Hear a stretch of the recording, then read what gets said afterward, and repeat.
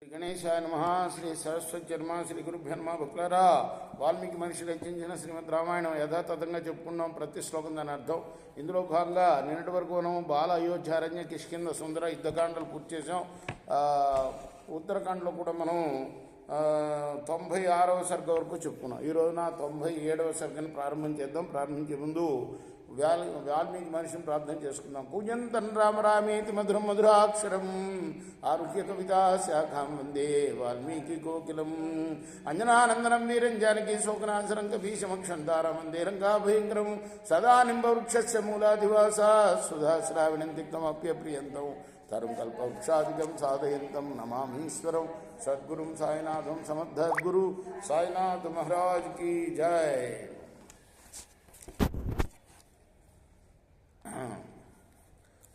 వాల్మీకి నైవ ముక్తస్తు రాఘవ ప్రత్యభాషత ప్రాంజలిర్జగతో మధ్య దృష్ట్వా తాం వరవర్ణిని.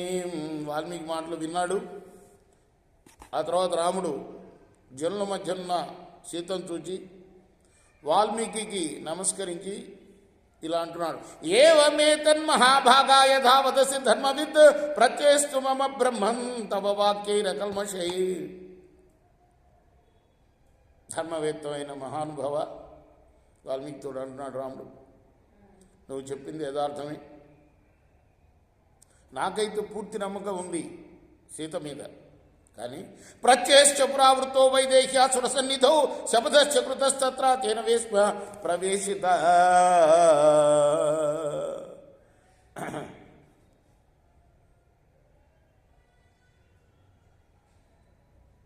పూర్వం దేవతలే చెప్పారు ఈ విషయం. ఏ విషయం? సీత పవిత్రమైందని. అందుకోసం నేను ఇంటికి తీసుకొని వచ్చాను సీతని. లోకాపవాదో బలవాన్యేన త్యక్తా హి మైథిలి సేయల్లోక భయాద్ బ్రహ్మన్ న పాపేచ్ఛాభి అభిజానత పరిత్యక్త మయా సీత తద్భవాన్ క్షంతుమర్హతి. మహాముని, లోకాపవాదం అన్నిటికన్నా బలవత్తరమైనదయ్యా. అందుచేత నేను సీతను విడిచిపెట్టాను. అది కూడా ఏ పాపం ఈమెలో లేదని తెలిసి కూడా విడిచిపెట్టాను. లోకాపవాదమే, లోకులకే భయపడి వదిలేశాను నేను. అందుకు నన్ను క్షమించాలి మీరు అన్నాడు వాల్మీకితోటి. జానామి చేమౌ పుత్రౌ మే యమజాతౌ కుశైలవో శుద్ధాయా జగతో మధ్య మైథిల్యాం ప్రీతిరస్తు మే.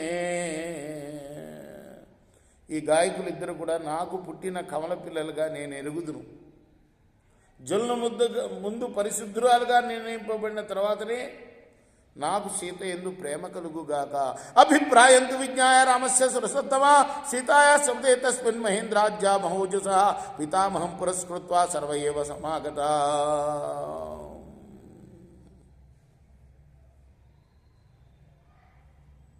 రాముని అభిప్రాయం తెలుసుకొని ఆ తర్వాత మహేంద్ర దేవతలందరూ కూడాను ఆ సీత శపథం చేయబోయే ముందు అక్కడికి వచ్చారు.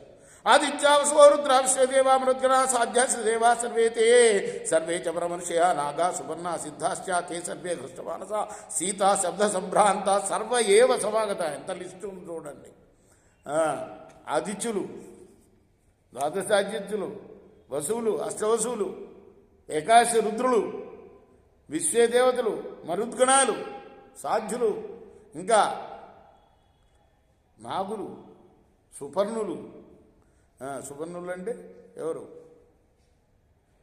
మంచి రెక్కలు గలవాడు, రుత్మంతాదులు అన్నమాట.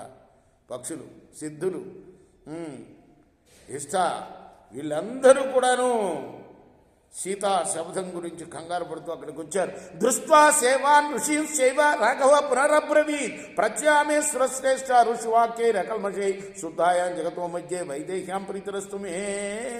దేవతలను ఋషులను చూచి రాముడు అన్నాడు, దేవతా శ్రేష్ఠులారా, నాకు దోషరహితములైన వాల్మీకి మాటల యందు నమ్మకం ఉన్నది. కానీ జనుల మధ్య పరిశుద్ధమైన సీతపై నాకు ప్రేమ కలుగుగాక.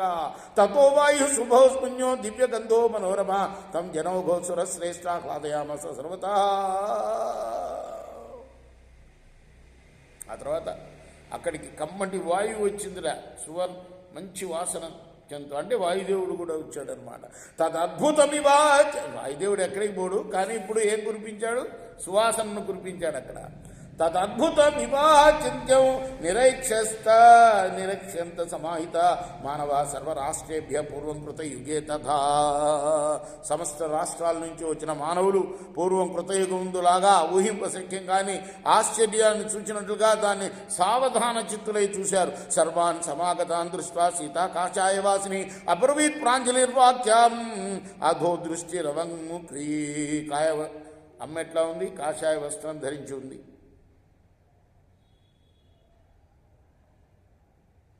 అక్కడ వచ్చిన వాళ్ళందరినీ చూసింది, వాళ్ళందరికీ నమస్కరించింది, తల వంచి కిందకు చూస్తూ ఇలా అన్నది ఆమె, యథాహం రాఘవాదన్యం మనసాపి న చింతయే తథా మే మాధవీ దేవి వివరం ధాతుమర్హతి.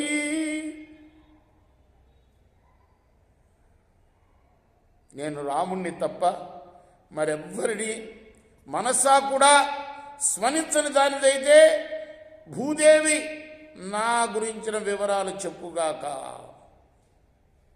మనసా కర్మణ వాచ యథా రామం సమర్చయే తథా మే మాధవీ దేవి వివరం దాతుమర్హతి. నేను మనోవాక్కాయ కర్మ చేత త్రికరణ శుద్ధిగా రావుణ్ణి మాత్రమే కనుక పూజించినట్లయితే నాకు భూదేవి వివరం ఇచ్చుగాక.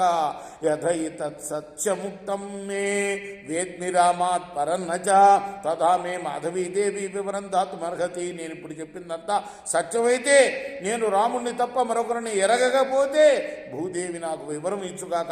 తథా శపంత్యాం వైదేశ్యాం ప్రాదురాస్తి తదద్భుతం భూతలాదుచితం దివ్యం సింహాసనమనుత్తమం ధ్రియమాణాన్ శిరోభిస్తూ నాగైరమిత విక్రమ దివ్యం దివ్యేన వపుషా దివ్యరత్న విభూషితై సీత ఈ విధంగా శబ్దం చేస్తుండగా అత్యుత్తమము అద్భుతమైన ఒక దివ్య సింహాసనం భూమి నుండి పైకి లేచింది. అద్భుతమైన ఆకారంతో ప్రకాశిస్తున్న ఆ సింహాసనాన్ని దివ్యమైన రత్నాలచే అలంకరింపబడిన అమితమైన బలము గల సర్పాలు తమ శిరస్సులపై మోస్తూ ఉన్నాయి. రేపు ఈ ఘట్టాన్ని పూర్తి చేద్దాం. కృష్ణార్పణమస్తు. సాయి కృష్ణార్పణమస్తు.